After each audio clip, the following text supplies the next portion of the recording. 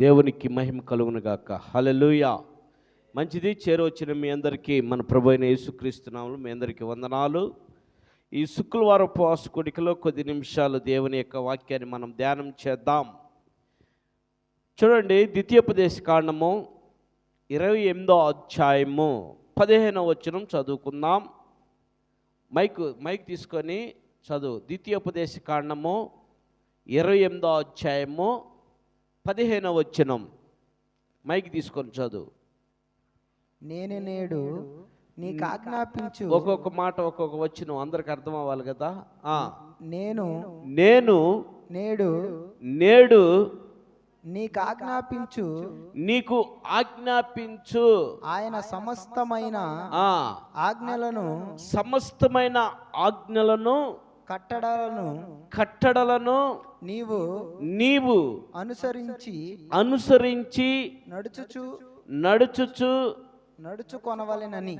నడుచుకొనవలెనని నీవు నీ దేవుడైన యెహోవా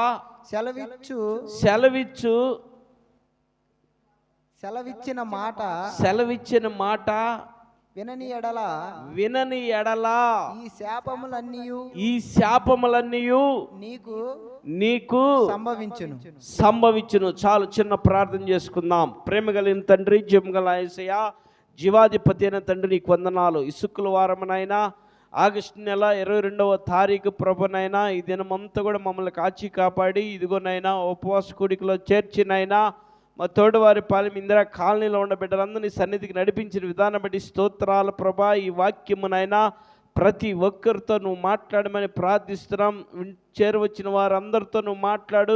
ఈ యంత్ర శబ్దంతో వింటున్న వారితో నువ్వు మాట్లాడు అయా. ఇదిగో నా తండ్రి, ఈ యొక్క లైవ్ చూస్తున్న వారితో కూడా నువ్వు మాట్లాడమని ప్రార్థిస్తూ, నీ మాటల ద్వారా నీ బిడ్డలు పట్టబడటకు సహాయం చేయమని, నీ మాటల ద్వారా నీ బిడ్డల హృదయాలు తెరవబడ్డకు సహాయం చేయమని యేసు